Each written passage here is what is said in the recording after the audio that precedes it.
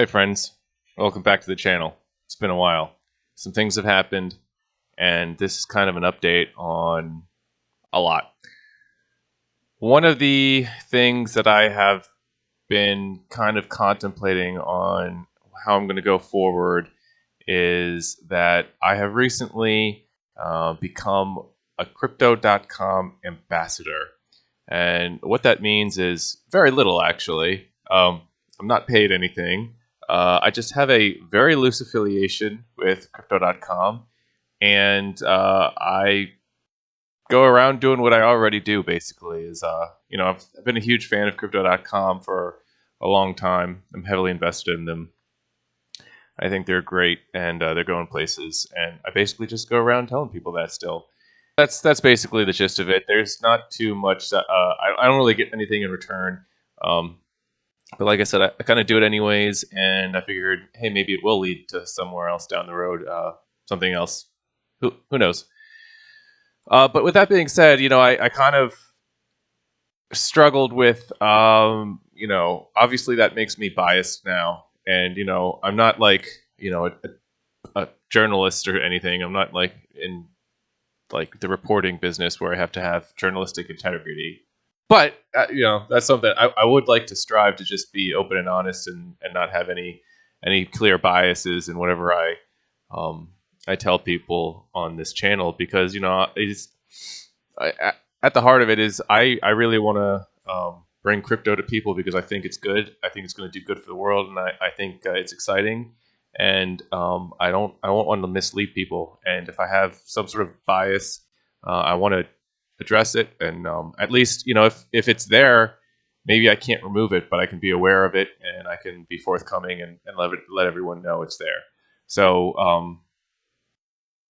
henceforth be known. I'll probably be a little bit biased about crypto.com. And also one more thing, I almost didn't want to put it out there and make it seem like I'm just shoving it in people's faces to try to like pump the channel up, like, okay, well, one more reason why you should follow me or like subscribe to the channel or something like that. I actually really thought I wanted to keep it separate from the channel for good, for whatever reasons. But the only reason I felt like actually coming out forward with it was because I really didn't want my biases to go unchecked. So yeah, take that for what it's worth. Moving on. You may notice I'm wearing 6 sweatshirts. It's not important, but I didn't put on any masks or anything. It's just about 50. It's like 54, 55 degrees in here. I have the window open because I want to, create a little bit of a more comfortable environment for my miners, and they're going swimming. They're loving the cold weather. So, bundled up, not running the heat, saving a little bit of energy on that at least, and making the miners a little bit more comfortable. So it's kind of a win-win, other than the comfort factor, which it is what it is. Take a warm shower in the morning and bundle up. So moving on. Back to crypto.com, actually. I don't know. Maybe this will be continuing crypto.com. I don't know what order I'm going to edit this in. I'm a really bad editor, if you noticed. So apologies for that. But one of the things that I wanted to update on, but I hadn't touched base about this new situation yet, was the Loaded Lions. They have announced one of the first mainnet perks, and it was a chance to win 2 VIP luxury suite tickets and up to $1,000 in travel expenses to any event of your choosing to the crypto.com arena. Which, as I said many videos ago, I kind of figured that would make sense. They just have put a lot of money into advertising the arena, and I'm sure some of the giveaways are going to be events at the arena. And hey, look at this. The first giveaway is an event at the arena. I'm not clairvoyant. It just makes sense. But with that being said, I'm active in the Loaded Lions channel, and I see a lot of the chatter. Obviously this didn't catch a lot of people by surprise either. One of the things I did notice is that in order to, I think they're doing 3 giveaways. So you have a chance to win one of 3 giveaways of 2 tickets. And currently there are about, I'm just going to really average, it's 4,500 or so unique lion holders. So obviously some of us own more than one lion. So each holder has a chance to win one of these 3 spots. So, you basically have a 3 out of 4,500 chance to win these tickets, if that makes sense, because it doesn't seem like you get multiple entries per lion, which is something that people didn't expect. You did get multiple Santa Clauses per lion, so it doesn't seem like you get multiple entries per lion on this one. Also, one of the things that I think people thought could be a little bit more makes sense would be if the travel expenses were just, instead of like $1,000 cap, maybe just a paid for travel expense, because if this is a global perk for like people who live in Oregon, yeah, that's great, but people coming from maybe farther, like Spain or Sweden or something, $1,000 might not necessarily cut a round trip plane fare for 2 people. But that's just some of the things I've been seeing in the chat. Also, a lot of people are openly salty about the premise of the giveaway itself. I think it was expected that if you're a holder of one of these lions, you will get benefits, not a chance to win benefits. And so that has been one of the things that I've been seeing, is some of the feedback that has been most vocal, that people don't want to play a lottery for holding something. They just want the benefit. And so I think some of them would have been happier with even less of a prize that was given to everybody. So yeah, but like I said, it's the product's still developing, so who knows where it's going. Maybe it's a slow rollout. We'll see. So moving on. Something else to talk about is the CRONASWAP and VVS projects that I've been still in the man, everything I talk about, I don't necessarily only do crypto.com stuff or the Kronos network or stuff like that.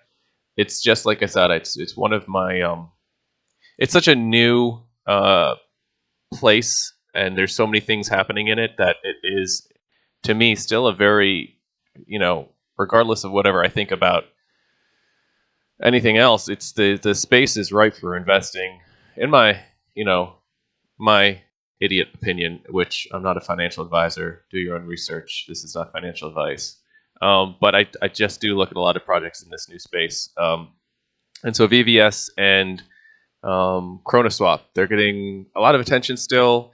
I see, it's always funny to me when I do a video that is very well timed, because it's happened a couple times where I'll release a video where I think, oh, this is topical, this is something I've noticed, and then I'll see like 6 other YouTubers who do videos the day after on the same topic, but they've got like thousands of viewers and I've got like 70. So it's not like I'm bringing the news to anybody, but still. So I did that CRONASWAP video, and I saw a lot of other YouTubers do the same thing, where now people are, instead of looking at VVS, we're looking at CRONASWAP, and I guess just people see the same trends. And nothing's really changed for me still. I'm still exposed to both. VVS has released some news that the biggest thing the things that people look at the most for VVS is, one, they have the backing of Particle B, which is affiliated with crypto.com. So there still hasn't been any confirmation that Crypto.com owns or has developed VVS, but that's the rumor-ish, maybe debunked. I don't know. But they have a strong affiliation with Crypto.com, and so that's really great. People have that confidence and trust in that. But the tokenomics are just really, I mean, it's not ideal at this point, in the sense that there's a lot of inflation, which is kind of necessary in the beginning. It's just that people are going to be very afraid of what that's going to do, because I think very few people are actually, they might say they're comfortable with long holds, but I think very few people are, especially in crypto where a lot can happen in a short time. And so they pointed out where, like, yeah, they might have 100 trillion tokens coming, but, you know, reference that to something like PancakeSwap, which actually doesn't even have a cap on supply. And, you know, they've talked about burns and what that might mean, and the fact that, you know, that's kind of a short-term Band-Aid. But that's, like I said, that's what people want, is they want that short-term price pump. I don't know if you see my chair moving and me looking down a lot, but I another update for the channel is I've gotten my dog back recently for a little visit, and she wants attention, and so since this is her channel, say hi. Hi, everybody. Okay, now she's looking around. This is new to her. What's this? What's this going on over here? Huh? Yeah. She's a Corgi. She's almost 11. 11? She's 10 or 11? Oh, I'm a bad dad. But people always think she's a puppy just because she's so, like, spry and energetic and loves life. I don't know how much of this I'm going to keep in here, but maybe the whole thing. This isn't relevant to anything, but this might get, I don't know. This is if you've watched 12 to 13 minutes in and you're getting a show, this is like an added bonus for you, because guest appearance. Okay, maybe she's tired of this now.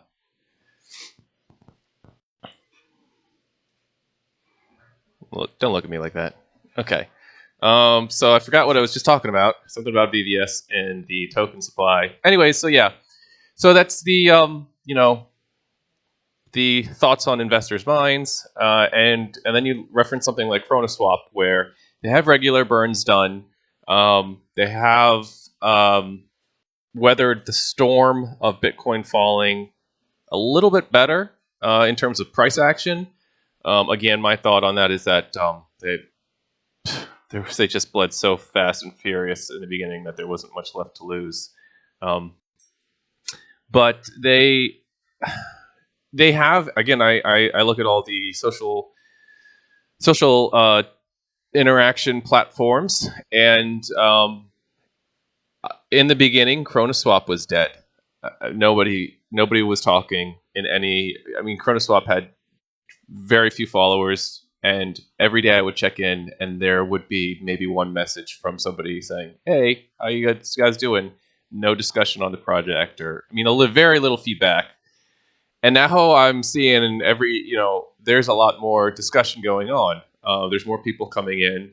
So I see this trend. There are people are going towards CRONASWAP more. And I think, Bitcoin willing, because everything depends on Bitcoin, I think CRONASWAP may have bottomed out there, and it could possibly be on the road to recovery. CRONASWAP is capped at 300 million krona.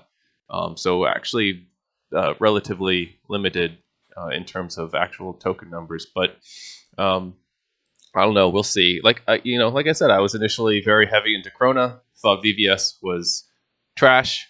Then realized VVS had Crypto.com affiliation. FOMO'd into it. I'm down a little bit on I'm down actually a little bit on both of them. But hopefully the interest I'm getting in the farming and a little bit of recovery, and I'll be even, at least, on them. We'll see. I actually do. I have a very good feeling about the projects, and it's just, I think it's going to be a little bit longer of a hold than I initially thought. Again, just a lot of the market environment and everything going on. Yeah, this is a long video. There's still some stuff to talk about. I could talk about Tonga, or the Fed, things like that. I think people are probably done watching by now, and I'll probably just make another video later about it. So thanks for watching. Like and subscribe. Give me feedback, comments. Am I doing anything right or wrong? What do you want to see? What do you think about stuff? Do you like my dog? Do you want to see her more? I do. And then, thanks for watching. And also still trying to do that 100 Crow giveaway at 100 subscribers. So 30 subscribers away.